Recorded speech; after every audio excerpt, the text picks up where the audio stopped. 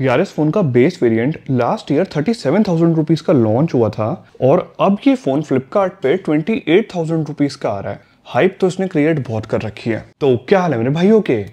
Realme GT 6 एक महीने पहले मैंने दोबारा परचेज करा है सेल में और इसका प्राइस बहुत कम हो चुका है। इसमें टेलीफोटो लेंस मिलता है। इसके स्पेसिफिकेशंस ऐसे हैं जो अगर आप 2025 में आने वाले कुछ फोन्स देखोगे तो उनसे कहीं ना कहीं थोड़े बेटर हैं। आई अंडरस्टैंड 30,000 रुपीज में आपको OnePlus Nord 5 मिल जाएगा with same processor Snapdragon 8s Gen 3 again with 256 GB storage. Realme GT 6 में भी सेम स्टोरेज है बट वहां पे UFS 3.1 है, यहाँ पे स्टोरेज टाइप UFS 4.0 है। ऐसे ही कुछ छोटे छोटे चेंजेस और भी हैं जिसके बारे में हम आगे वीडियो में बात करेंगे।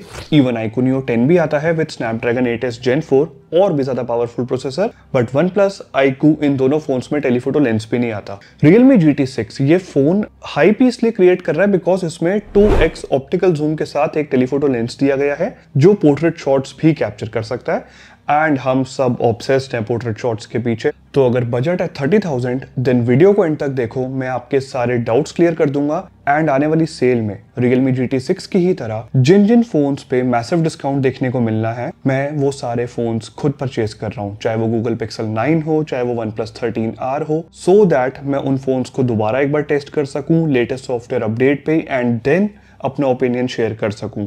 इसीलिए मैंने Realme GT 6 2025 में दोबारा परचेज करा। मैंने Android 14 पे तो टेस्ट किया था लास्ट ईयर, अब Android 15 पे मैं इसको टेस्ट करके अपना ओपिनियन देता हूँ। बस मैं चाहता हूँ आप सपोर्ट कर दो चैनल को सब्सक्राइब करके और वीडियो को लाइक करके। इस फोन में जो डिस्प्ले दी गई है ना वो 1.5 के रेजोल्यूशन के साथ आती है, 6.78 इंचेस की डिस्प्ले है, तो ये एक बड़ा फोन है और आप जब इस पे एक कवर लगा लोगे तो ये फोन और भी ज्यादा बड़ा फील होता है। अगर आपको कॉम्पैक्ट फोन्स पसंद है तो आप इस वीडियो को यही बंद कर दो, गलत जगह पे आ गए हो, आपके लिए फोन बना ही नहीं है। मैं इस फोन को कभी भी एक हाथ से यूज नहीं कर पाता, किसी का मैसेज का रिप्लाई भी करना होता है तो दो हाथ का यूज करना ही पड़ता है। और हाँ, मैसेज के रिप्लाई करने से याद आया, जब भी मैं इस फोन में टाइपिंग करता हूँ, इस फोन में ब्राइटनेस कम या ज्यादा करता हूँ या म्यूजिक की वॉल्यूम कम या ज्यादा करता हूँ, हैप्टिक्स एक नंबर है इस फोन के। बहुत अच्छे हैप्टिक्स हैं, बहुत प्रिसाइज हैप्टिक्स हैं, ओ हैप्टिक्स इसमें दिए गए हैं एंड बिल्कुल भी कॉस्ट कटिंग Realme ने नहीं करी है। आई नो Realme के कुछ फोन्स हैं जहाँ पे Android 15 का जब अपडेट आया तो एनिमेशंस जो पहले UI में थे वो रिमूव कर दिए उन्होंने, बट Realme GT 6 में ना एनिमेशंस रिमूव करे हैं ना हैप्टिक्स की एस्थेसी करी है। दोनों ही चीज़ें बहुत बढ़िया चल रही हैं। आप ऐप्स के बीच में जब स्विच करोगे या बार बार मल्टीपल ऐप्स खोलोगे तो एनिमेशंस एकदम स्मूथ फील होते हैं। Android 15 पे अपडेट करने के बाद भी इस फोन में मैंने लास्ट 10 से 12 दिन हो गए हैं यूज करते हुए, सिर्फ एक बार ऐसा हुआ था कि मैंने बहुत माइनर सा लैग नोटिस किया था। अपार्ट फ्रॉम दैट ये फोन अभी तक बहुत स्मूथली परफॉर्म कर रहा है। मैंने इसको ना तेज भी यूज करके देखा। मैंने यूट्यूब पे जैसे कोई वीडियो प्ले कर रखी है, उसके बाद कुछ और करने लग गया, इंस्टाग्राम ओपन कर लिया, आप में से काफी सारे भाइयों के वहां पे मैसेजेस आते हैं, उनका रिप्लाई करने लग गया। और जब तेज फोन को यूज कर रहा था ना, टास्क परफॉर्म कर रहा था, तब भी फोन बिल्कुल लैग नहीं करता। जस्ट एक बार ऐसा हुआ था जो आई गेस इतनी कोई बड़ी बात नहीं है, उसके अलावा बहुत स्मूथ है ओवरऑल। तो परफॉर्मेंस को लेके मुझे दिक्कत नहीं लगी। जो बेसिक टास्क होते हैं वो ये फोन इजीली हैंडल कर लेता है। दूसरी चीज, कई बार क्या होता है कि हाँ लेटेस्ट OS अपडेट आया है तो उसके बाद फोन थ्रॉटल करने लग जाता है। नॉर्मली फोन को यूज कर रहे हो और फोन थ्रॉटल कर रहा है, तो वो इशू इसमें नहीं है। मैंने इसमें 10 मिनट तक CPU थ्रॉटल टेस्ट रन किया था एंड ग्राफ आप देख सकते हो काफी स्टेबल है, ग्रीन्स में देखने को मिला graph and as such phone throttle नहीं करता, बेमतलब के तो बिल्कुल भी नहीं करता। ऑब्वियसली डेली की समर्स कुछ ऐसी होती है कि अगर ज्यादा देर 5-7 मिनट अगर आप 4K वीडियोस रिकॉर्ड करोगे तो ये बेचारा 28-30 हजार का फोन छोड़ो 1-1 लाख रुपए के फोन बहुत जल्दी हीट अप हो जाते हैं, थ्रॉटल करने लग जाते हैं, वो एक अलग चीज हो जाती है। बट नॉर्मल यूजेज में एज सच फोन थ्रॉटल नहीं करता। Realme UI 6.1 के साथ ये फोन मैं फिलहाल टेस्ट कर रहा हूँ। आपको अगर अपने फोन को कस्टमाइज करना पसंद है देन ट्रस्ट मी, जितने फीचर्स आप इमेजिन कर सकते हो वो सारे फीचर्स इसमें दिए गए हैं। जेमिनी का सपोर्ट भी दिया गया है, सर्कल टू सर्च जैसे कुछ यूजफुल AI फीचर्स इसमें दिए गए हैं। बाकी मैं पर्सनली एज सच ज्यादा AI फीचर्स यूज नहीं करता। आप मुझे आउटडेटेड समझ लो या मुझे ऐसा लगता है कि ये जो AI फीचर्स हैं ये जस्ट मार्केटिंग में काम आते हैं, बट रियल लाइफ में इनका यूसेज फिलहाल मुझे उतना ज्यादा नहीं लगता। याद है मैंने कहा था कि कुछ चीजें इसमें ऐसी है जो इस सेगमेंट में आने वाले बाकी फोन्स में नहीं है, जैसे कि इसमें प्रोटेक्शन के लिए फ्रंट में गोरिल्ला ग्लास विक्टस 2 दिया गया है जो नॉर्मली इस सेगमेंट के फोन्स में देखने को नहीं मिलता, जो बहुत अच्छी बात है। हाँ, बैक साइड पे जो ग्लास है वहाँ पे गोरिल्ला ग्लास 5 दिया गया है। अब जो इस फोन में डिस्प्ले है वो काफ़ी ब्राइट है।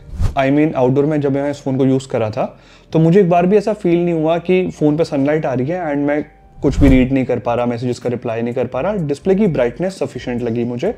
अपार्ट फ्रॉम दैट मैंने इस पे काफ़ी कंटेंट देखा, यूट्यूब पे भी वीडियोस देखी एंड इसमें नेटफ्लिक्स पे HDR10 का सपोर्ट दिया गया है, डॉल्बी विजन का सपोर्ट दिया गया है। कंटेंट वॉचिंग के लिए ये फ़ोन बहुत अच्छा है। इसके डिस्प्ले के कलर कैलिब्रेशन कुछ इस तरीके से किया है रियलमी ने कि कलर्स थोड़े से वाइब्रेंट साइड पे हैं, बट डिस्प्ले सेटिंग्स में कलर मोड में जाके आप अपनी प्रेफरेंस के अकॉर्डिंग ट्विक कर सकते हो थोड़ा बहुत कलर्स को। एक माइनर सा डिफरेंस है जो सैमसंग की OLED डिस्प्लेस में मैंने नोटिस करा और बाकी ब्रांड्स में नोटिस करा। जब आप कोई मूवी देख रहे हो एंड ह्यूमन सब्जेक्ट की जब बात आती है तो जो स्किन टोन्स हैं वो थोड़ी सी ज़्यादा नेचुरल साइड पे सैमसंग की डिस्प्लेस में देखने को मिलती है। अपार्ट फ्रॉम दैट कंटेंट देखने के लिए इसकी डिस्प्ले अच्छी है। एक चीज़ जो मुझे काफ़ी डिसअपॉइंटिंग लगी इस फोन की जब मैं मूवी देख रहा था या म्यूजिक प्ले कर रहा था, वो है इस फोन के स्टीरियो स्पीकर। नो डाउट काफ़ी लाउड है, बट उसका आउटपुट बहुत थका हुआ है। मतलब ये वर्ड मैं क्या यूज़ करूँ, बट समझ जाओ कि स्टीरियो स्पीकर्स का आउटपुट ऐसा है कि मैक्स वॉल्यूम पे तो बिल्कुल प्ले मत करना, डिस्टॉर्शन नोटिस करोगे। ऐसा लगता है कि ठीक से ट्यून नहीं करे रियलमी ने स्पीकर। ट्रेबल थोड़ा ज़्यादा है एंड इंस्ट्रूमेंट सेपरेशन बिल्कुल अच्छा नहीं है। तो अगर आपको अपने फ़ोन में म्यूजिक सुनना पसंद है देन ये फ़ोन आपके लिए नहीं है। अब दो चीज़ें ऐसी बताता हूँ कि क्यों आपको Realme GT 6 कंसिडर करना चाहिए over Nothing Phone 3a Pro, जिसमें 3x पेरिस्कोप लेंस मिलता है।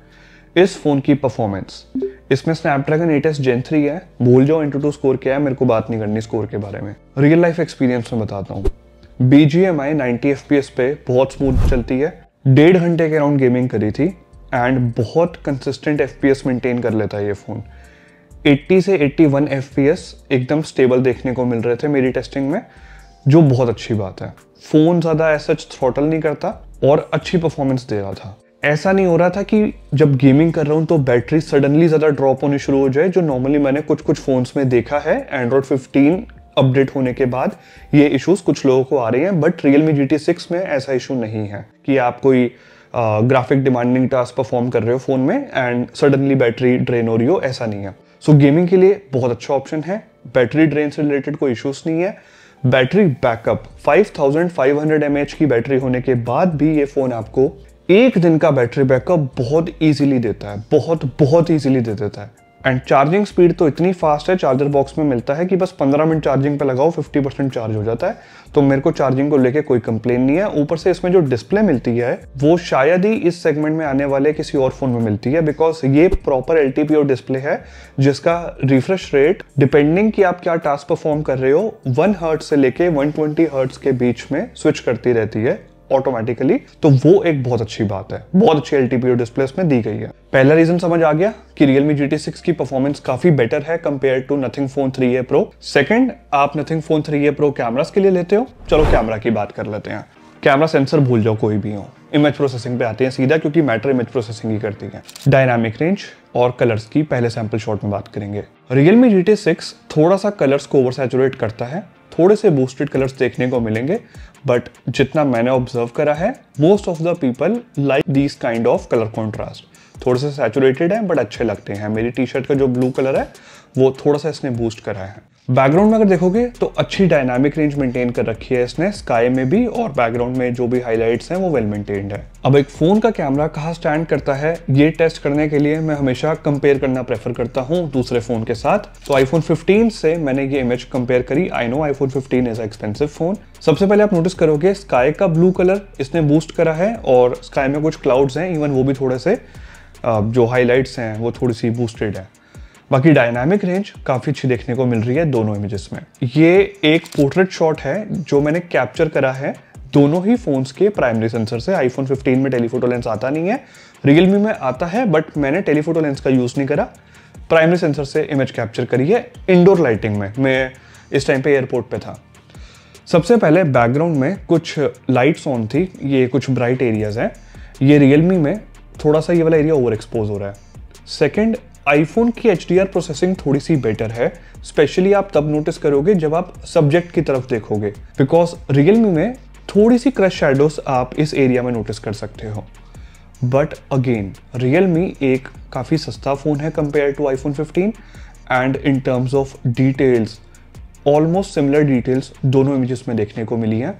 इनफैक्ट Realme की इमेज में ना स्किन टोन्स भी काफ़ी नेचुरल साइड पे हैं, जस्ट लाइक iPhone ओनली, मतलब स्किन टोन्स अच्छी हैं और डिटेल्स अच्छी हैं। बाकी थोड़ा सा HDR प्रोसेसिंग का ऑब्वियसली फर्क है क्योंकि वो फोन ही थोड़ा एक्सपेंसिव है। अब लो लाइट की इमेजेस मैंने कैप्चर करी एक 40,000 रुपीज के फोन से जो अब सेल में 37,000 रुपीज का मिल रहा है। एंड मैं नाम नहीं रिवील कर रहा, मुझे पता है आप मुझ पर भरोसा करते हो। नेक्स्ट वीडियो में नाम रिवील कर दूंगा बिकॉज नेक्स्ट वीडियो में जो कॉन्टेंट है ना वो कुछ ज़्यादा ही सीरियस टॉपिक है एंड उस टॉपिक पे मैं कोई इम्पैक्ट नहीं आने देना चाहता। सबसे पहला sample shot 2x optical zoom, मतलब 2x टेलीफोटो लेंस का यूज करके मैंने ये पोर्ट्रेट शॉट कैप्चर करा एंड ये लो लाइट में ही कैप्चर करा है। काफी डिम लाइटिंग थी। दोनों इमेजेस में जो डिटेल्स हैं वो ऑलमोस्ट सिमिलर हैं and to be very honest दोनों इमेजेस में डिटेल्स थोड़ी सी और बेटर होनी चाहिए थी। मैं ये नहीं कह रहा Realme GT 6 में डिटेल्स बेटर है, थोड़ी सी और बेटर दोनों में होनी चाहिए थी। दोनों इमेजेस में एज सच ज़्यादा नॉइस नहीं है। जो 37,000 रुपीज़ वाला फ़ोन है उसमें कलर्स थोड़े से म्यूटेड है एंड Realme की इमेज में जो कलर्स हैं वो जो बूस्टेड कलर्स है ना उसका एडवांटेज मिल गया इसको बिकॉज ओवरऑल इमेज में कलर्स आई प्लीजिंग लग रहे हैं। अब देखो ये वाला सैम्पल शॉट, ये कैप्चर करा है दोनों ही फोन्स के प्राइमरी सेंसर से। Realme GT 6 की इमेज में अगर आप मेरी कैप के अराउंड इवन मेरे फोरहेड की तरफ और कैप के अराउंड देखोगे तो नॉइस काफ़ी कम है कंपेयर टू 37,000 रुपीज़ वाला फ़ोन, जहाँ पे मेरे फोरहेड पे भी और कैप के आसपास भी नॉइस काफ़ी देखने को मिल रही है।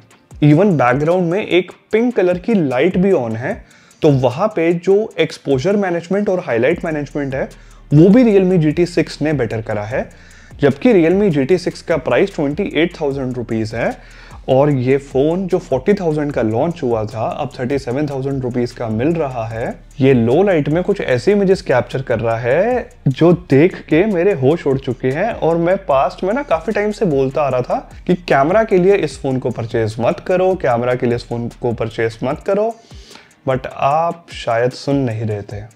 कोई बात नहीं, नेक्स्ट वीडियो में खुल के बात करेंगे। वेल, ये था मेरा कुछ एक्सपीरियंस Realme GT 6 के साथ। तो Android 15 पे ये फ़ोन अच्छा चल रहा है।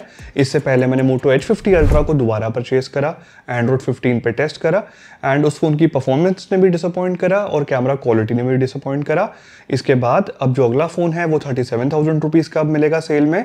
मैं सारे फ़ोन्स बेसिकली वो टेस्ट कर रहा हूँ, उन पे वीडियोस बना रहा हूँ जो डिस्काउंटेड प्राइस पे सेल में मिलने वाले हैं आने वाले टाइम में। Google Pixel फ़ोन्स पे भी डील्स आएंगी, तो Pixel फ़ोन्स भी मैंने परचेज करने स्टार्ट कर दिए हैं और उन पे भी वीडियोस आपको आने वाले टाइम में देखने को मिलने वाली है। मैं बस चाह रहा हूँ कि आप ऐसे ही सब्सक्राइब करके जल्द से जल्द 8 लाख सब्सक्राइबर कंप्लीट कराओ। वीडियो को लाइक करो, ज़्यादा पसंद आ रही है तो दोस्तों के साथ शेयर भी कर दो।